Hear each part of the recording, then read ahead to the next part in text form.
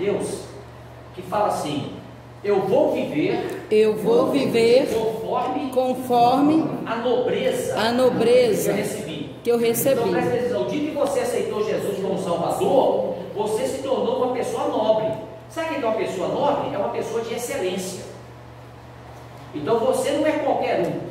O dia que você aceitou Jesus, você ganhou uma nobreza. Então você tem que agir como pessoa nobre. É isso que você tem que aprender. Eu tenho que viver de acordo com aquilo que eu recebi, né? Pessoas nobres agem com nobreza, né? Então, se você adquiriu essa nobreza do Senhor Jesus, então o que acontece com você? Você está dentro do ônibus, você que é novinho, tem um homem de 80 anos em pé, você é nobre, você levanta e oferece seu lugar para ele. Não é isso? Você não vai deixar um homem de 80 anos em pé e você sentadinho, né? Então você cede o seu lugar para ele, por quê? Porque você é filho da nobreza. Amém, irmãos? Então você tem que andar com essa mentalidade. Eu sou filho da nobreza. Então você não esquece disso. Todo aquele que nasceu de novo, ele agora faz parte do time da nobreza. Amém, irmãos? Então não esqueça disso. Então não importa o que você anda fazendo, lembre-se, você faz parte da nobreza celestial. Então você recebeu isso. Só que nós precisamos andar de acordo com essa posição que nós recebemos do Senhor Jesus. Então nós fomos comprados, o apóstolo Pedro fala que nós não fomos comprados nem por ouro, nem por pedras preciosas. E olha que ouro e pedras preciosas são coisas valiosas, né? Então nós não fomos comprados por isso. Nós fomos comprados por algo muito mais precioso do que ouro e pedra preciosa. Nós somos comprados pelo sangue do Senhor Jesus. Então veja bem, o preço é tão alto que ninguém pode pagar. Por isso que a salvação ela é de graça por meio da fé. Porque ninguém tem dinheiro para comprar a salvação, porque todo mundo é pobre o suficiente para comprar. E Deus é tão rico que não precisa, então Ele pode dar. E a salvação custou algo precioso para Deus, que foi o sangue do seu Filho, o Senhor Jesus Cristo. Então, quando você pensa no sangue de Cristo, você tem que pensar o seguinte: os seus pecados foram todos perdoados. Lá na carta de 1 João capítulo 2, eu vou ler esse versículo, ele é muito importante para a sua vida, porque você tem consciência do perdão de Deus, é a coisa mais importante que tem que ter na sua vida, é consciência do perdão dos seus pecados, porque a sua vida só vai prosperar espiritualmente se você crer que seus pecados foram todos perdoados. Agora você precisa crer, você só recebe essa dádiva do perdão quando você crê. Agora, quando é que isso é válido para a minha vida? O dia que você aceitou Jesus como Salvador, o perdão agora, ele é constante na sua vida, porque você reconhece que a obra de Jesus lá na cruz, ela é muito preciosa. Então 1 João capítulo 2, o versículo 1, diz assim a palavra de Deus: ó, filhinhos meus, estas coisas vos escrevo, para que não pequeis. Então a Bíblia fala para não pecar, porque pecado não faz bem para ninguém. Se todavia alguém pecar, nós temos um advogado junto ao Pai, Jesus Cristo o justo, e Ele é a propiciação pelos nossos pecados, e não somente pelos nossos próprios, mas pelos do mundo inteiro. Então a Bíblia fala que Jesus é a propiciação pelos nossos pecados. Mas quando é que isso aí tem efeito na sua vida? É o dia que você aceitou Jesus como Salvador. Você quer ter consciência de perdão? Quem quer ter consciência de perdão aí? Você quer que o sangue de Jesus te purifica constantemente? Você quer. Mas para isso se tornar uma realidade na sua vida, você precisa simplesmente declarar com a sua boca que você crê que a obra de Jesus resolveu o seu problema. Amém? Então você que crê, vamos falar mais uma vez, falar assim: Senhor Jesus, mais uma vez, eu declaro que eu creio que a obra do Senhor naquela cruz foi para perdoar todos os meus pecados, e que sobre mim não tem mais nenhuma condenação, porque eu creio de coração que essa obra foi para me resgatar, em nome de Jesus. Amém? Então quando você fez essa oração crendo, então você não pode ter mais dúvida, os seus pecados já foram todos perdoados. Agora, quando você tiver algum pecado na sua vida, você tem que pedir a Deus ajuda para largar o pecado. Mas nunca duvidar do perdão. Mas que precisa largar, precisa. Mas isso é para o seu bem. Mas acredite que você já é perdoado. Então uma coisa é ser perdoado, outra coisa é precisar de largar. Então creia que já é perdoado, mas precisamos de ajuda do Senhor para nos libertar de às vezes algum pecado que a gente anda cometendo que a gente não está conseguindo largar. Mesmo sendo perdoado, eu não consigo largar. Mas precisa pedir força para largar. Você está me entendendo? Você já é perdoado, mas nós precisamos pedir ao Senhor força para abandonar coisas da nossa vida que nós estamos percebendo que não é da vontade dele. Mas nunca duvide do perdão. O perdão já foi dado lá naquela cruz. Amém, irmãos? Então é para isso. Você vai chegar diante do Senhor pedindo ajuda para vencer as dificuldades, mas jamais duvide do perdão do Senhor. Amém? Então, quanto mais nós contemplamos o Senhor, mais parecidos nós vamos ficar com Ele. Então veja bem, eu falei que nós somos da nobreza, porque nós aceitamos Jesus como Salvador, e Jesus ele é nobre. Então nós precisamos nos parecer cada vez mais com Ele. Mas lá em 2 Coríntios capítulo 3, 18, fala que quando nós contemplamos ao Senhor, nós nos tornamos mais parecidos com Ele. Então Jesus, Ele é o Deus que se fez homem. Então Ele é o nosso modelo de referência. Então Jesus, Ele não pode ser comparado com ninguém. Jesus foi um homem perfeito, Ele nunca pecou. Então Ele foi um homem exemplar. Mas além de homem também Ele é Deus. Então Ele é o Deus que se fez homem. Então Ele precisa ser o nosso modelo de referência. Então, quanto mais eu medito em Jesus, mais eu me torno parecido com Ele. E por que é importante parecer com Jesus? Porque nós vamos ter atitudes semelhantes a dele. Você vai ter o mesmo Espírito de Cristo. Qual que é o Espírito de Cristo? É o Espírito de amor, é o Espírito de compreensão, é o Espírito de graça e não de condenação. Então, quando você vive condenando as pessoas, esse não é o Espírito de Cristo. Uma vez os discípulos chegaram perto de Jesus porque eles não foram bem recebidos lá na aldeia dos samaritanos. Eles chegaram perto de Jesus e falaram assim: o Senhor quer que nós peçamos que desça fogo do céu para consumir? Jesus só falou para eles: vocês não sabem de que espírito sois, porque eles estavam agindo com o espírito da lei, espírito de condenação, mas o meu espírito é de perdão e de salvação. Esse é o Espírito de Cristo, e que nós possamos cada dia mais ter o mesmo Espírito de Cristo, nos tornarmos cada vez mais parecidos com Ele. Lá em Romanos 12, 2 fala que a nossa mente ela é renovada, né? Nós precisamos renovar a nossa mente. A nossa mente é renovada pelos princípios da palavra de Deus. Deus precisa mudar a nossa mente. Nós fizemos uma pregação aqui que nós devemos ignorar o rugido do falso leão, que é Satanás. Todo pensamento mal que vier na sua mente, rejeita esse pensamento mal, que não é de Deus. Porque se você começar a pensar mal, as coisas vão se dar mal na sua vida. Se você vive pensando em miséria, você vai ter miséria na sua vida. Então lance fora todo pensamento mal. Agora substitua por pensamentos da palavra de Deus. Porque da maneira que você pensa, é assim que vai ser a sua vida. Então se você pensar conforme Deus pensa, a sua vida vai ser de acordo com o proceder de Deus. Então você terá uma vida abundante. Amém, irmãos? Mas também nós vimos, domingo passado, que você precisa aprender a pensar poderosamente. O que é pensar poderosamente? É pensar naquilo que você pode em Cristo. Nunca diga eu sou fraco. Você sempre vai dizer, em Cristo eu sou forte. Quando alguém fala que você não vai dar em nada na vida, você fala, mas em Cristo eu vou ter sucesso.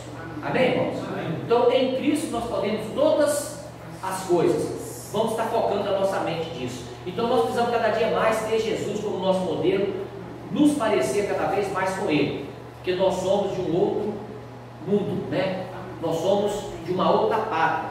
Nós vivemos aqui no Brasil, vivemos aqui em Jerusalém, mas aqui não é o nosso lugar. A nossa pátria é a pátria celestial. Então, irmãos, nós vivemos nesse mundo, mas na verdade nós somos cidadãos brasileiros. Mas na verdade a nossa verdadeira cidadania é a celestial. Você tem que viver assim. Eu não sou daqui, eu sou de um outro reino. Eu sou do reino celestial. Então eu preciso viver de acordo com o reino celestial. Por exemplo, como João, ele é Abraão, João é o irmão dele, é isso? Acertei? Esse é o Abraão, pai de multidões, Então o Abraão, como o Abraão, ele é do reino celestial, você pode ter certeza, se ele chegar lá no supermercado e eles voltarem troco errado para ele, né? Ele deu uma nota de 50 e comprou mercadoria de 10. Aí o moço então voltou 60 reais para ele, né? O Abraão vai chegar na casa dele e vai falar: peraí, ele me voltou o troco a mais. Imediatamente o Abraão vai voltar: aqui, o senhor me voltou o troco a mais. Aí o moço vai perguntar para ele: Abraão, de onde você é? Eu sou de outro reino, eu sou do reino celestial, e lá eu aprendi que nós não ficamos com o dinheiro dos outros. Amém? Esse é o Abraão que eu estou dando como exemplo, que vai agir assim, né, Abraão? Aí ele concordou, amém? Né? Então nós precisamos cada vez mais, né, agirmos de acordo com o que Deus age.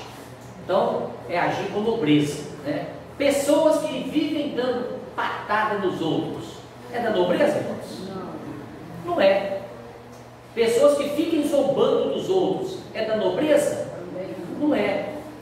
Pessoas que ficam criticando o outro, é da nobreza?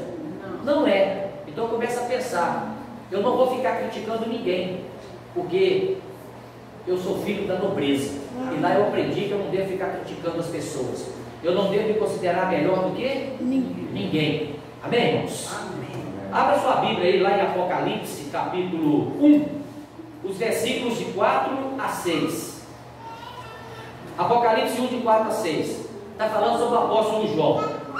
João, as 7 igrejas que se encontram na Ásia. Estou vendo bem, não tinha só 7 igrejas na Ásia.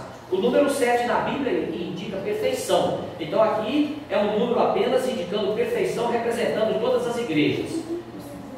Graça e paz a vós outros, da parte daquele que é, que era e que há de vir, da parte dos 7 Espíritos que se acham diante do seu trono, e da parte de Jesus Cristo, a fiel testemunha, o primogênito dos mortos e o soberano dos reis da terra, aquele que nos ama e pelo seu sangue nos libertou dos nossos pecados, e fala assim, e nos constituiu reino e sacerdotes para o seu Deus e Pai. A ele a glória e o domínio pelos séculos dos séculos. Então veja bem, irmãos, aqui ele começa a falar aquele que era e que é. Então aqui ele está falando de Deus como Pai, mas está falando dos 7 Espíritos, está falando do Espírito Santo. Não é que existe 7 Espíritos, é para mostrar a perfeição do Espírito Santo, está usando o número 7. Mas ele fala também da fiel testemunha que é Jesus. Então João aqui ele fala do Deus Pai, do Deus Filho, do Deus Espírito Santo. Na verdade ele está falando da Trindade, né? Ou do Deus triuno. Então veja bem, irmãos, Deus é um só. Mas então quando você fala Jesus, ele é Deus, o Espírito Santo é Deus e o Pai é Deus. Agora quando você está fazendo a sua oração, às vezes você fica preocupado: eu estou orando ao Pai ou ao Filho? Não preocupe quem se está orando. Se está orando ao Pai, se está orando a Deus. Se está orando ao Filho, se está orando a Deus. Se está orando ao Espírito Santo, você também está orando a Deus. Então não importa qual dos 3 que você está mencionando, você está mencionando ao único Deus verdadeiro. Amém, irmãos? Amém. Então Deus, ele é único, mas ele se manifesta nas 3 pessoas: Pai, Filho e Espírito Santo. E não adianta você me pedir explicação, não adianta você pedir explicação a ninguém como é isso. Lá no céu você vai entender como é essas coisas. Você precisa apenas crer que o Pai é Deus, que o Filho é Deus e que o Espírito Santo é Deus. Um dia nós compreenderemos essas coisas. Mas a Bíblia fala que ele nos constituiu o quê? Reino e sacerdotes. Aqui nós usamos a palavra reino, mas no original significa reis. Então significa Deus nos constituiu reis e sacerdotes. Presta atenção, irmão. Você, depois que aceitou Jesus, você se tornou rei e sacerdote de Deus. Você é príncipe de Deus. Porque quando fala príncipe, é porque você faz parte da realeza. Então você é príncipe e as meninas princesa de Deus. Agora, não sou eu que estou dizendo isso, é a Bíblia que diz que você é assim. O dia que você nasceu de novo, Deus te constituiu rei e sacerdote. Aleluia. Então nós somos príncipes de Deus. E quem é o rei dos reis? É o Senhor Jesus. Há muito tempo atrás, quando eu falava rei dos reis, eu pensava que estava falando o seguinte: Ele é rei dos governantes que existem na terra. Não, mas a Bíblia está falando que esses reis aqui não são esses governantes que existem na terra. Ele é rei dos reis que somos nós. Então significa, irmão, que nós somos muito mais importantes do que qualquer governo que existe nesse planeta. Sabe por quê? Porque todos esses governos que existem no mundo, sejam governos democratas ou ditatoriais, todos eles um dia vão acabar. E quem vai governar esse mundo vai ser o Senhor Jesus com a igreja. Amém. Então nós fazemos parte desse reinado. E nós somos reis e Ele é o rei dos reis. Então você pode virar para a pessoa que está ao seu lado. Se for menina, você fala que ela é uma rainha ou princesa, né? Se for homem, você fala que ele é rei ou príncipe. Chama ele de rei e sacerdote. Amém, irmãos? Então você encara que você é rei e sacerdote, né? Mesmo o Abraão aí, que é pequenininho, né? Mas o que acontece novo? Mas como ele aceitou Jesus como Salvador, ele é príncipe. Então ele pode chegar na escola e falar: eu sou príncipe. Por que ele é príncipe? Porque ele é filho do rei dos reis. Amém, irmãos? Então leve sua vida, né, com essa fé no coração. Você agora faz parte da realeza de Deus. Lá em Hebreus capítulo 13, versículo 8, fala que Jesus Cristo, Ele é o mesmo ontem, hoje e para sempre. E o nome de Jesus é Yeshua, né? Mas na língua hebraica é o mesmo Yahvé, que é o mesmo Deus do Velho Testamento. Então quando Deus apareceu para Moisés, Moisés perguntou para o Senhor: qual que é o seu nome? Deus falou para ele: eu sou. Então na verdade Deus, Ele é tudo aquilo que nós precisamos. E o nome de Deus é um nome impronunciável. Você sabe qual que é o nome de Deus? O nome de Deus são 4 letras: YHWH. Ninguém consegue pronunciar o nome de Deus. Então alguns falam Yahvé, outros falam Javé, né? Mas o nome de Jesus é Yeshua na língua hebraica, é o nosso Jesus, mas Ele é o mesmo Yahvé. Ele é o mesmo eu sou do Velho Testamento. Então quando se fala em Deus, você pensa em Pai, Filho e Espírito Santo. E na eternidade só existiam os 3. Depois Ele criou os anjos e nos criou. Mas um dia nós vamos ver Deus face a face. Amém, irmãos? Um dia veremos o Senhor face a face, né? E graças a Deus porque você está aqui, né? Porque você faz parte do reino celestial. Então se você faz parte do reino celestial, você não precisa temer as coisas que tem nesse mundo, porque nós somos da realeza. Amém? Lá em Isaías capítulo 11, verso 2, o profeta Isaías falou assim: o Espírito do Senhor. Então, lá em João, ele fala dos 7 Espíritos de Deus. Não é que existe 7 Espíritos. O Espírito Santo é um só. Mas o número 7 é para mostrar a perfeição dele. Mas quando você lê no livro de Isaías, você vai ver 7 faces do Espírito Santo. Fala assim: o Espírito de sabedoria, de entendimento, de conselho, de fortaleza, de conhecimento, de temor do Senhor e o Espírito do Senhor. Então aqui ele mencionou 7 faces do Espírito de Deus. Ele é o Espírito do Senhor, ele é Espírito de sabedoria, ele é de entendimento, ele nos dá conselho, ele nos fortalece, ele nos dá conhecimento, ele nos ajuda a temer o Senhor. Então o Espírito Santo é tudo aquilo que nós precisamos, né? Então veja bem, irmãos, não é que ele é inferior, não. Deus Pai enviou o Deus Filho para morrer na cruz. Jesus voltou para o céu e enviou o seu Espírito Santo. Então como que a nossa vida é vivida aqui na terra? Guiada pelo Espírito de Deus, que é o mesmo Espírito de Cristo. Então não são 3 deuses, são 3 pessoas com funções diferentes, mas é apenas um único Deus. Mas um dia nós teremos compreensão dessas coisas. Amém. Mas esse dia vai ser Maranata. E por falar em Maranata, o que é Maranata mesmo, irmãos? Ora vem, Senhor Jesus. Então, olha, velho, nós precisamos cada dia mais pedir ao Senhor para colocar no nosso coração o desejo da volta de Jesus. Você sabe por quê? Porque quando Ele voltar, que as coisas vão ser colocadas no lugar. Amém. Agora você pode observar que está começando agora no mundo a haver muita perseguição mesmo com a igreja. Mas de certa forma vai gerar nos crentes a vontade da volta do Senhor. Porque quando começar a aumentar perseguições, vai aumentar o desejo dele que essas coisas acabem. Mas o dia que o Senhor voltar, vai acabar. Então nós devemos viver nessa terra, mas sempre com o nosso coração. Eu quero é a volta do Senhor. Amém, irmãos? Nunca percamos isso de vista, né? Maranata, é hora vem, Senhor Jesus. Amém? Então Jesus, ele é fiel testemunha, né? E lá em Apocalipse 12:11 fala que os irmãos venceram o inimigo por causa do sangue, porque eles tinham consciência do perdão, e por causa do testemunho da palavra. Ou seja, nós vencemos o inimigo declarando a palavra de Deus. As verdades do Evangelho que nos faz vencer o inimigo. Quando ele lança algo na sua vida, você tem que revidar declarando a palavra de Deus. E o que é a palavra de Deus que nos diz? Eu sou mais do que vencedor, eu sou filho, eu sou amado. Vai falando aí. Sou justiça de Deus. Justiça de Deus em Cristo, perdoado, favorecido, abençoado, nova criatura. Amém, irmãos? Amém. Então Apocalipse 1:5 fala que Jesus, ele é o soberano dos reis da terra. Então nós temos um Senhor. Então Jesus, ele não é só nosso Salvador, ele é também o nosso dono. Então você tem que levar a sua vida assim: eu tenho um dono, e o dono é o Senhor Jesus. Então significa que a nossa vida tem que ser pautada no seguinte: o que o meu Senhor quer que eu faça?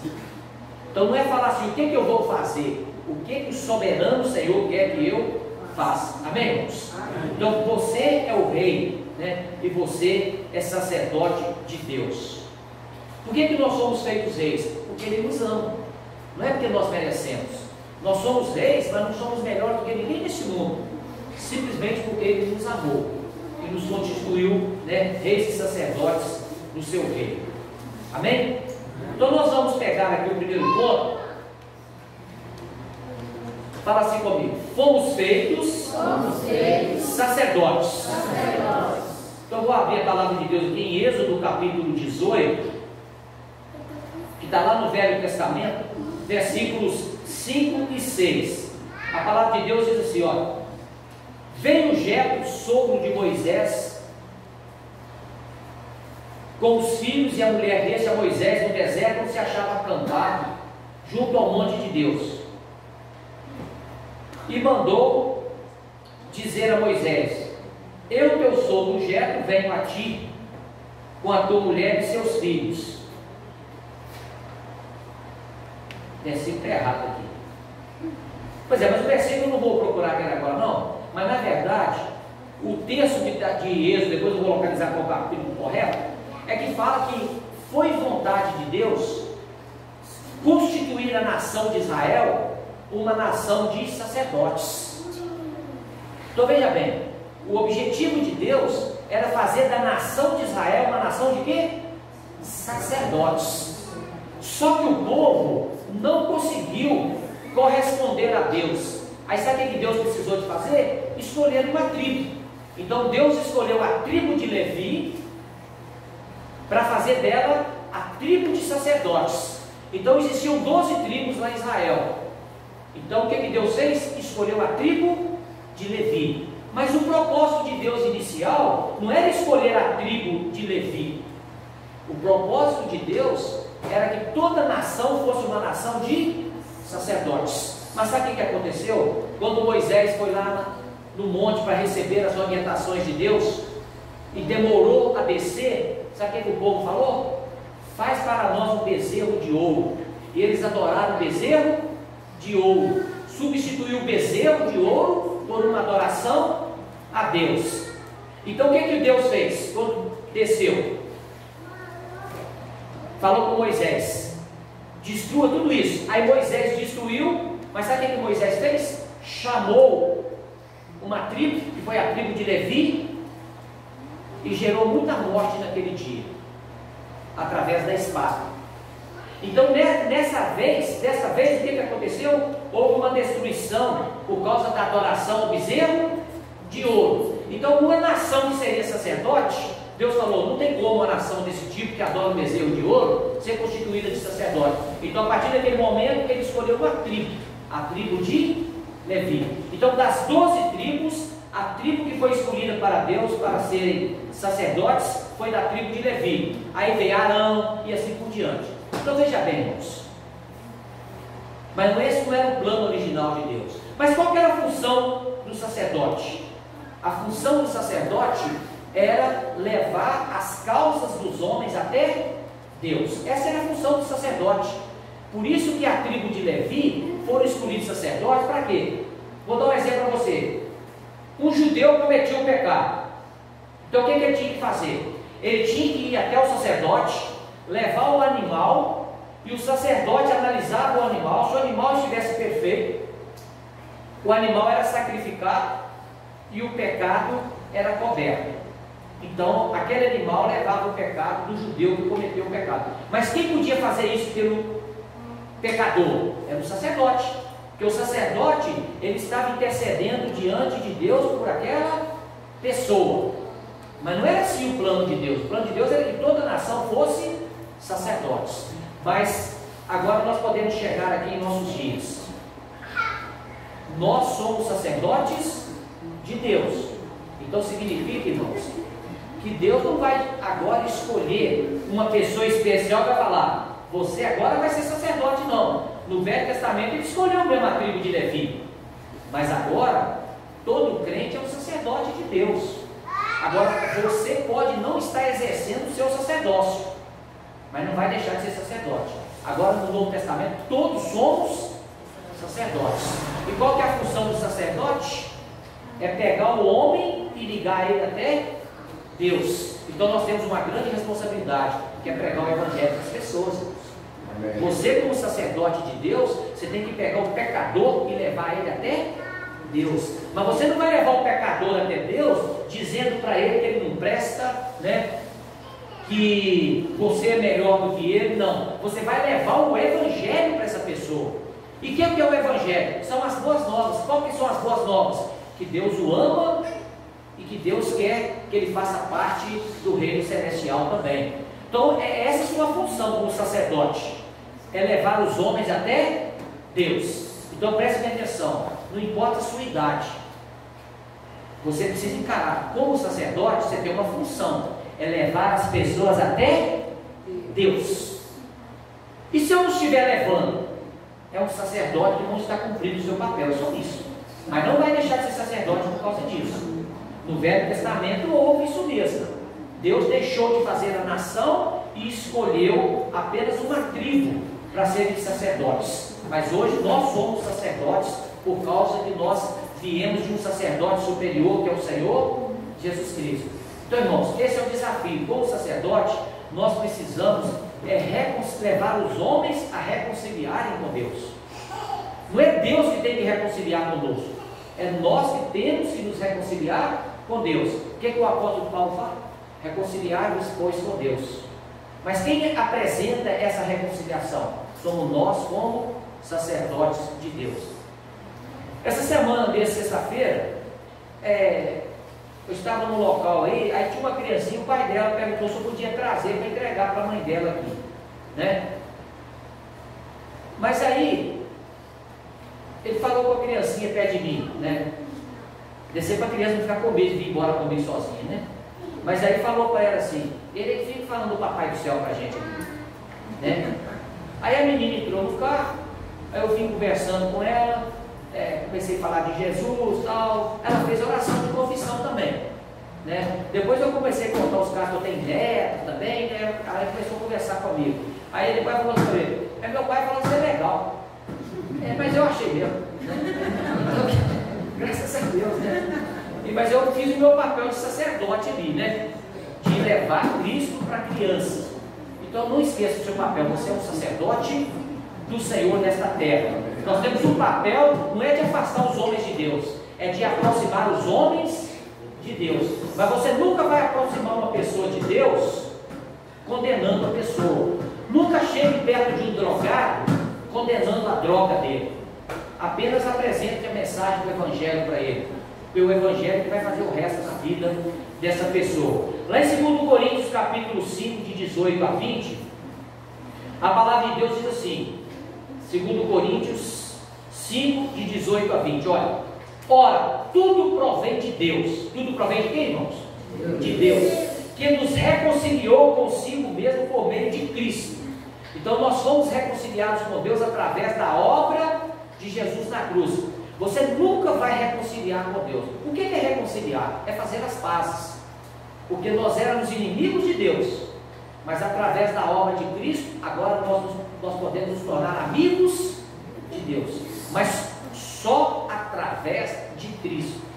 Não é através de boas obras. Você ouve muito aí fora que para ser salvo precisa fazer obras. Mentira.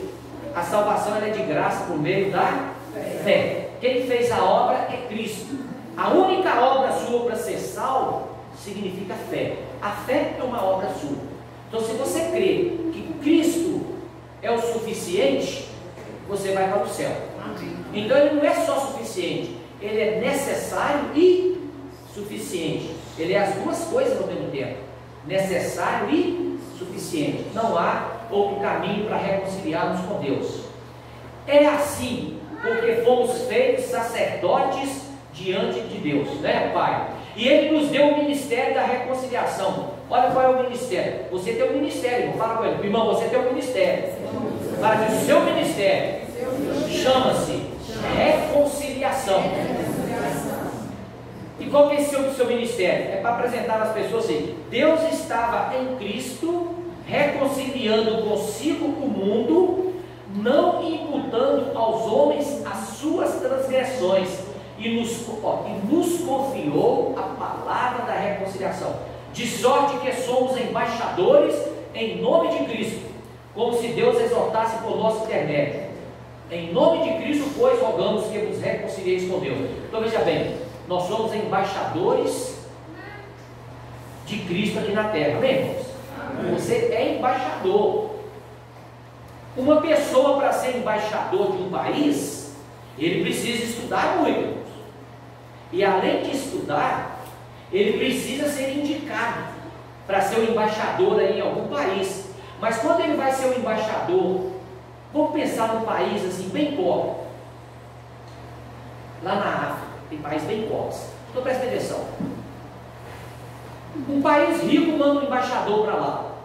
O país é pobre, mas o embaixador não vive com os recursos do país que ele mora. Ele vive com os recursos do país que enviou. Então ele é embaixador do país pobre, mas ele não vive na pobreza. Então nós também somos representantes de Cristo. Então, como sacerdotes, nós somos embaixadores. Então nós precisamos representar esse nome aqui na terra. Então você representa de que maneira? Você tem uma missão. A sua missão é levar os homens até Deus, né? Então fala para a pessoa que está ao seu lado: irmão, vamos levar pessoas até Deus? Né? Mas você sabe como é que leva? É pregando o Evangelho, né?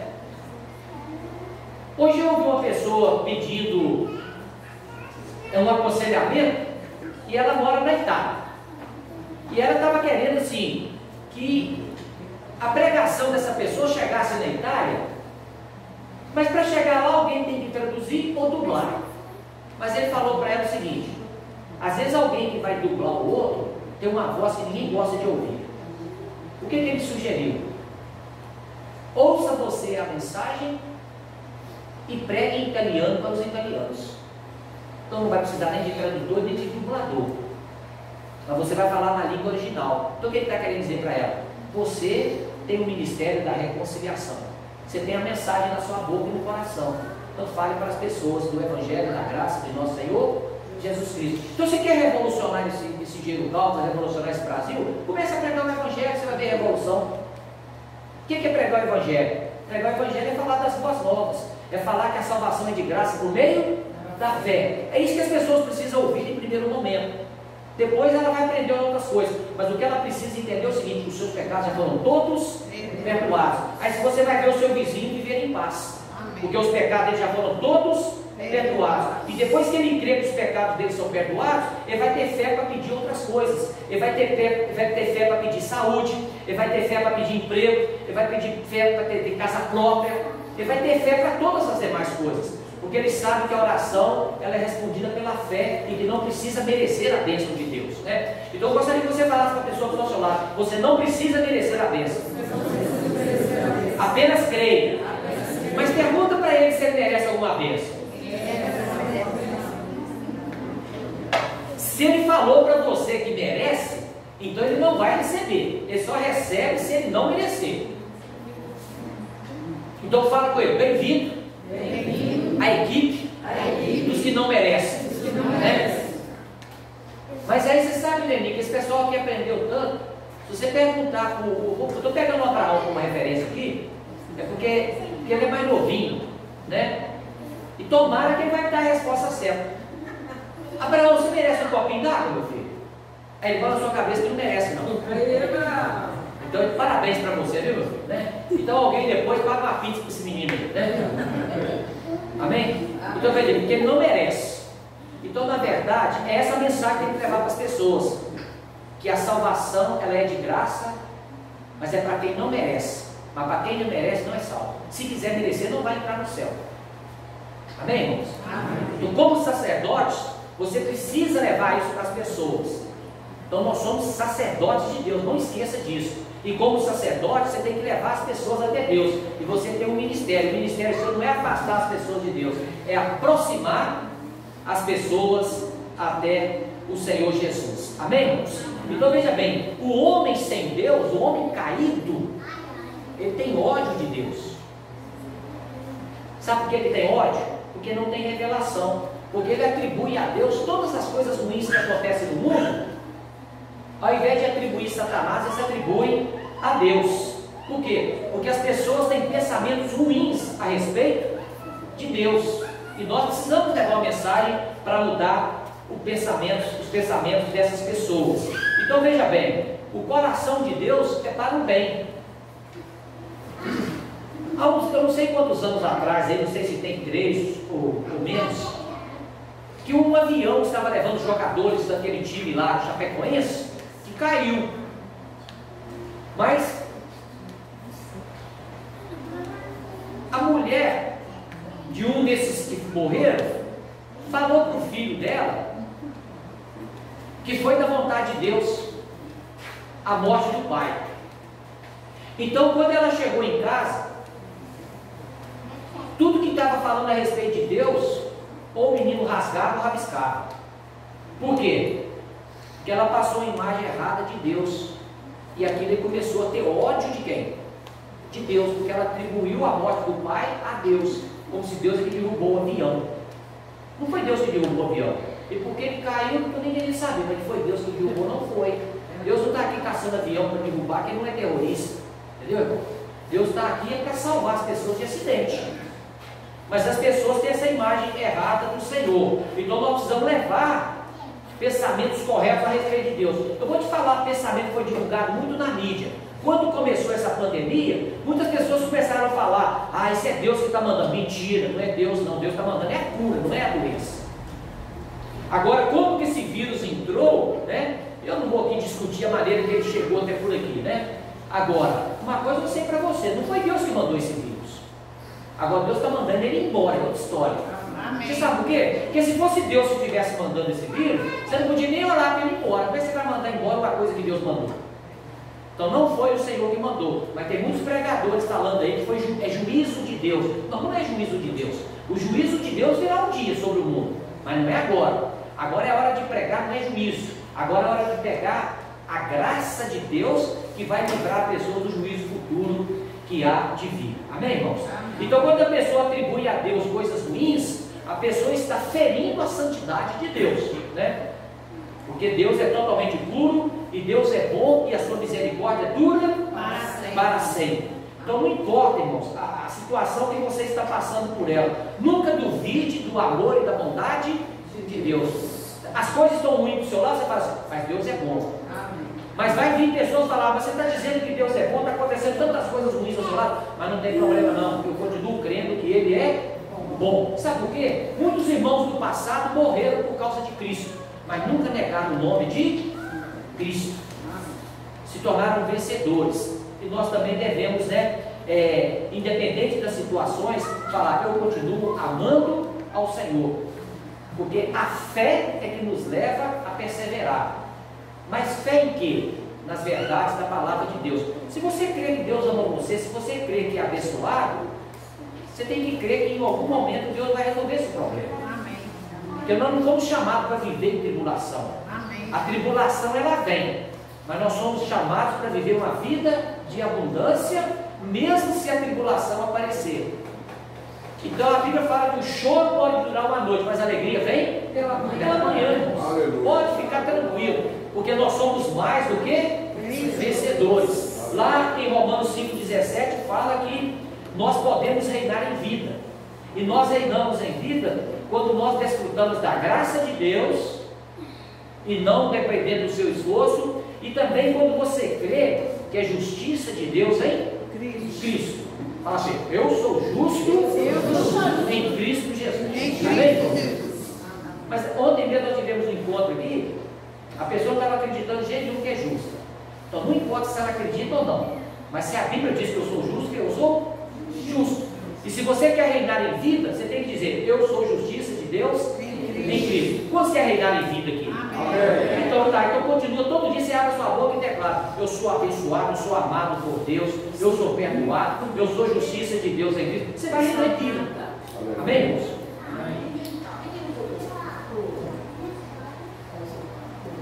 Então qual que é o nosso trabalho, irmãos, fazer? É dizer ao homem que ele é amado por Deus. Amém? Então você tem que interceder para as pessoas. Não é você pedir que Deus mate as pessoas. Eu estava ouvindo um testemunho hoje de um ex-traficante que foi salvo. A graça de Deus manifestou na vida dele? Sim. Pois é. Agora, uma pessoa ouviu uma pregação dele, falando de experiências dele, que ele estava querendo a morte de alguém. Mas peraí, ele como traficante, Deus perdoou ele. Agora o outro comete um pecado talvez menor do que o dele, ele quer agora a morte da pessoa. Olha que contradição. Ele foi alcançado pela graça de Deus, mas não quer que a mesma graça que alcançou ele alcance o outro com um comportamento parecido com o dele do passado, ou menos pior do que o dele, mas ele desejaria a morte. Então, irmãos, experiências dos outros não é para ser pregado. Você não tem que ficar pregando experiência dos outros. Você tem que ficar com o que a palavra de Deus diz. Se uma pessoa falar para você que está vendo 10 anjos aqui na frente, você não tem que ficar discutindo com essa que está vendo 10 anjos aqui na frente. Mas você não tem que ficar pregando para os outros que, ó, ele está vendo 10 anjos, você tem que ver também. Não, você tem que pregar o que está na palavra de Deus. O que é a experiência da pessoa tem que ficar para ela. A pregação tem que ser pautada na palavra de Deus. A pessoa pode ter experiência o que for, mas eu vou ficar com aquilo que a palavra de Deus diz. Eu não vou ficar discutindo experiências dos outros, né? Então você está observando? Às vezes a graça alcança uma pessoa, mas ela não quer que a graça alcance o outro. Você vê que quando uma pessoa apronta na cidade e se converte, as pessoas do mundo, uns ficam alegres, outros falam assim: agora depois que aprontou tantos, agora ele está com a Bíblia debaixo do braço.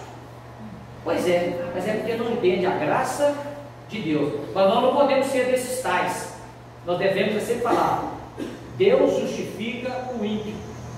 Deus justifica aquele que reconhece que precisa de um Salvador. Amém, irmãos? Então nós precisamos orar, né? Para que a pessoa receba a iluminação de Deus no seu coração, para que ela seja salva. A nossa visão de igreja, o que fala? Que todo crente é o quê? Ministro, agora mudou, fala sacerdote, sabe? Não tem problema não, pode falar ministro ou sacerdote. Então mudou, tirou a palavra ministro e está falando sacerdote. Então todos nós somos sacerdotes. Então como sacerdote você tem uma missão, é levar os homens até Deus. Mas você só vai levar pregando o evangelho da graça e não pregando a lei. Amém, irmãos? Amém. Então precisamos não falhar, né, como o povo de Israel falhou e Deus precisou escolher uma tribo. Mas Deus não vai deixar de considerar você um sacerdote. Mas você pode não estar fazendo a sua função. Mas se você fizer a sua função como sacerdote, você está honrando a obra de Cristo na cruz. Sabe a melhor maneira de a gente honrar a Cristo? É falando dele para as pessoas. Essa é a melhor maneira de honrar. É falando da sua obra. Qual que foi a obra? É que ele morreu naquela cruz para salvar o homem, né? Amém? Essa é a mensagem que todos precisam de ouvir.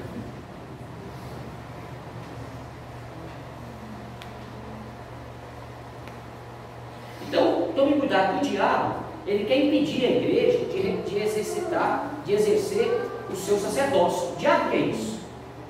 O sacerdócio é o que mesmo? É você levar os homens até Deus, pregando qual evangelho? O evangelho da graça. Amém?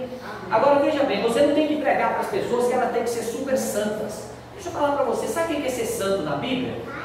Santo na Bíblia não é o contrário de pecado, apesar que pecado não faz bem. Santo na Bíblia significa separar, ou seja, santo na Bíblia significa coisa diferente do que é comum. Então preste atenção, o dia que você aceitou Jesus como Salvador, você agora não é comum, você não é como as demais pessoas que não têm Cristo, você não é melhor do que elas.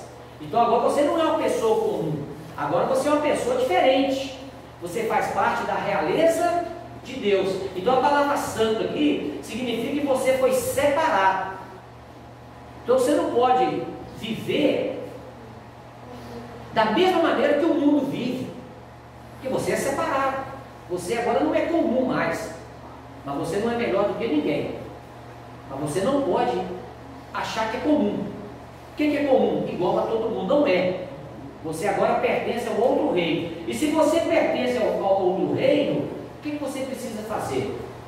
Eu não preciso vestir como as pessoas do mundo vestem. Eu não preciso falar como as pessoas do mundo falam. Eu não preciso fazer negócios com as pessoas como as pessoas do mundo fazem.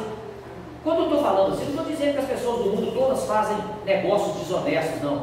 Eu estou dizendo o seguinte: se lá fora no mundo fazem negócios desonestos, você não pode achar isso comum na sua vida.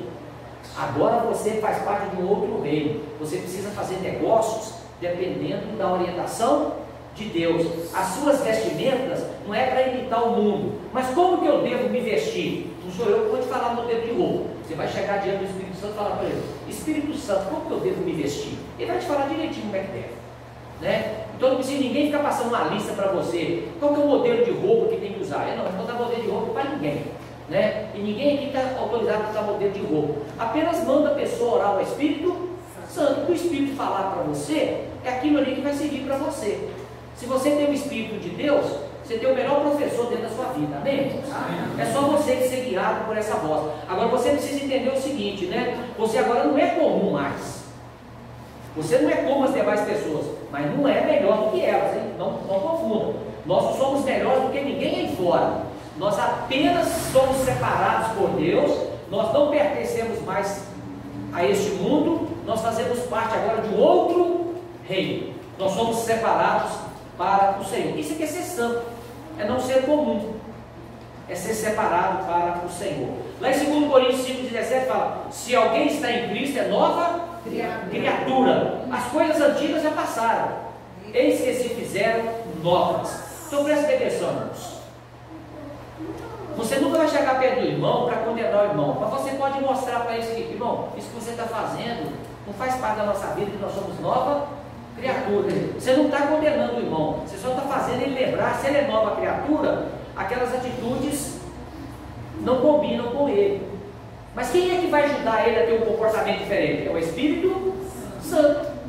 É dele que nós dependemos para ter uma vida melhor. Ninguém aqui é melhor do que ninguém. Você não pode falar assim: fulano de tal faz as coisas e eu não faço. Não bate a mão no peito e faz isso não. Porque aquele que está em pé, cuide para que não caia. O que você precisa fazer é o seguinte: Senhor Jesus, eu dependo do Senhor para ter um comportamento que vai engrandecer o teu nome. Amém. Não confie na sua força, senão você vai fazer coisas que você nem imaginava fazer de ruins. Mas se você depender do Espírito de Deus, Ele te ajuda a vencer todas as dificuldades. Amém? Então veja bem, fala para a pessoa que está ao seu lado assim: não tenha medo de ser diferente, porque essa é a sua nova identidade. Quando eu falo diferente, não é ser melhor do que as pessoas, é você ter comportamentos que vai engrandecer o nome do Senhor. Amém? Mas fala assim comigo: não apenas sacerdotes, mas também reis. Então olha, como sacerdote, você leva as pessoas até Deus. E como reis, nós temos que trazer o diabo debaixo dos nossos pés. Como reis, nós temos que dominar as situações. O que é dominar? É você ter autoridade e dar ordem para Satanás. Por exemplo, as suas dívidas nunca acabam. Mas eu sou rei. Rei tem que dar ordem, não tem? Então eu vou falar, em nome de Jesus eu ordeno todas as dívidas para ir embora. Amém. Por que você está dando ordem? Porque você é rei. E rei dá o quê? Ordem. Agora, Andressa, não é para você chegar perto do seu irmãozinho Gustavo e falar assim, eu faço parte da realeza, Gustavo, agora faça isso. Não, não é dar ordem para as pessoas, não. É dar ordem para as coisas. Aqui eu estou falando para você reinar na vida de ninguém, não. É reinar sobre as circunstâncias, amém? Você pode dar ordem para as doenças. Agora, por que uns ficam doentes? Por que uns ficam doentes eu não sei. Mas Deus quer curar, né? A mãe da Nelia passou por cirurgia, não foi? Né? Mas muitas pessoas também tiveram problema de cirurgia, outras morreram. Mas graças a Deus a dela está viva, a mãe dela. Então o que você tem que falar para o doente? Declare que é curado. Aí se não for curado eu não sei, mas a vontade de Deus é curado.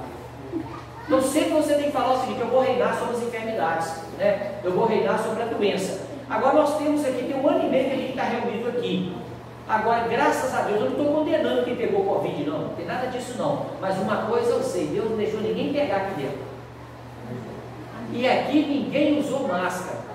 E aqui ninguém ficou 1 metro de distância. E Deus abençoou que ninguém pegou. E quem pegou, Deus curou, amém.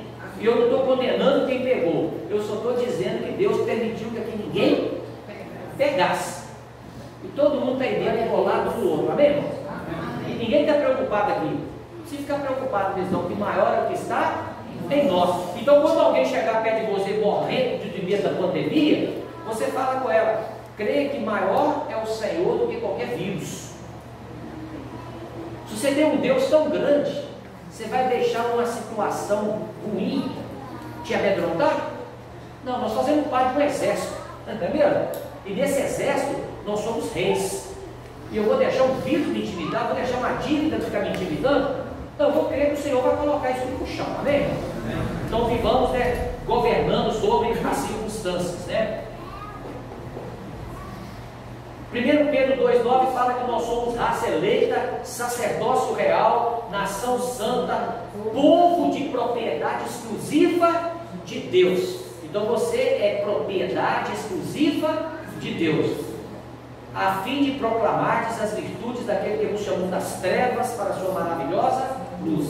Então veja bem, nós somos sacerdotes para proclamar para as pessoas a luz de Deus, a salvação que vem do Senhor, amém?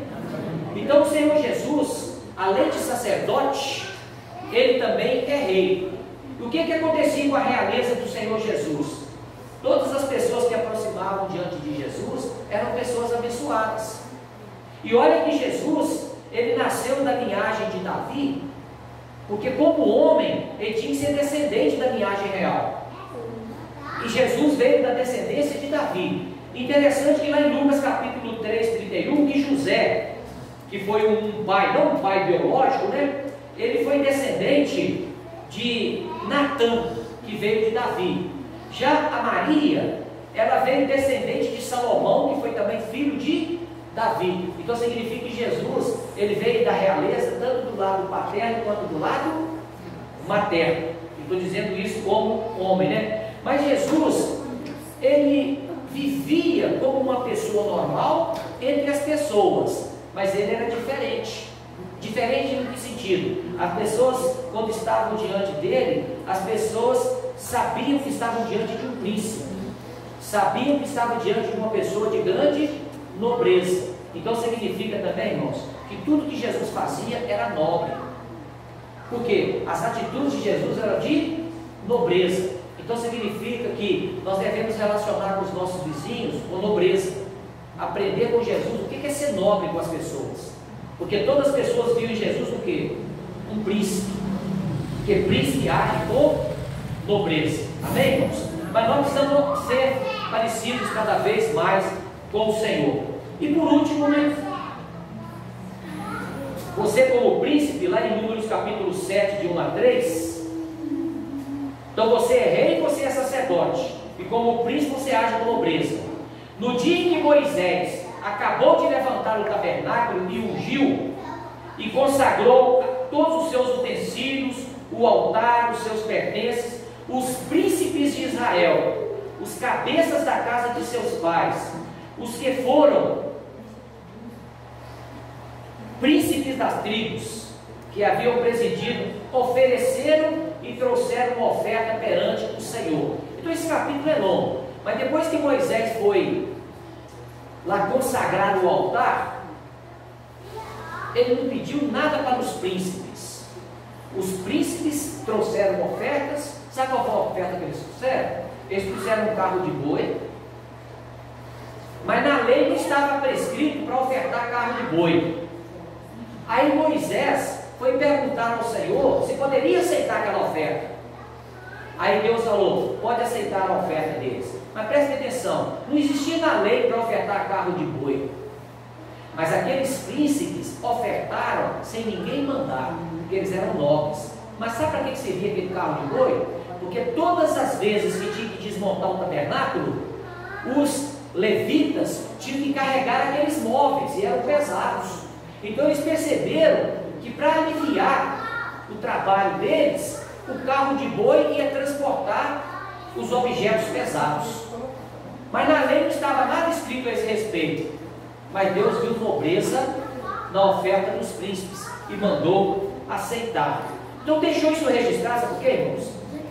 Veja bem, você que é príncipe de Deus, você só vai ofertar para Deus aquilo que Ele colocar no seu coração. Você não vai ofertar só porque está todo mundo ofertando. Você vai ofertar aquilo que Deus colocou no seu coração. E o que Deus colocou no seu coração pode ser uma oferta maior do que a de alguém, mas foi porque Deus ofertou no seu coração. Então príncipes ofertam não porque alguém manda, mas é porque tem a generosidade no coração. Você viu que eles ofertaram algo tão valioso, mas para poder diminuir o trabalho dos levitas, que era pesado. Agora eu fico pensando, irmãos, não temos os missionários aí fora? Mas muitos deles têm que fazer visitas. E se ele tiver um transporte, ele não vai fazer mais visitas? O que os nobres fazem? Ajudam eles a adquirir o quê? O transporte. Então tem um grupo de missionários sustentado pela videira, que no país deles precisa muito de moto. Eles ganharam uma moto. Mas as pessoas falam: para que moto?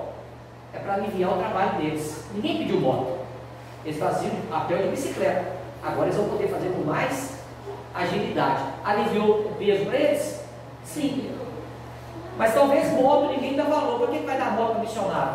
Mas alguém sentiu no coração: príncipes ofertam por nobreza. E nós estamos aqui no Brasil, temos as nossas facilidades, mas podemos também facilitar a vida desses irmãos. Amém. Né? É isso que foi feito por eles. Né? Você já observou? Se chegar um missionário aqui e encostar uma Mercedes ali, todo mundo vai parar de dar oferta. Você está entendendo? Rafael, eu vou dar oferta para esse missionário? É porque não tem pensamento de nobreza. Eu falo que missionário não, esses camaradas têm que viver ralando mesmo. Né? Não, por que tem que viver ralando? Talvez a terceira que chegou com ela, foi alguém que deu de presente? Né? Se alguém deu ele de presente, ele vai jogar fora? Porque alguém resolveu dar ele de presente. Mas quem vê de fora, não vou mais dar oferta não. Olha o que está acontecendo. Mas nós fazemos o seguinte: como reis e sacerdotes, nós temos o espírito da nobreza. Amém. E por espírito da nobreza, tudo que puder fazer para melhorar a vida das pessoas, nós vamos fazer. Amém, irmão? Então você, como nobre, o que você puder fazer para melhorar a vida do seu vizinho, o que você tem que fazer? Ajudar a melhorar a vida dele. Por que você faz assim? Porque você faz parte da realeza de Deus. Amém, irmãos? Então nós vamos nesse momento ficar em pé, nós vamos estar celebrando a ceia do Senhor.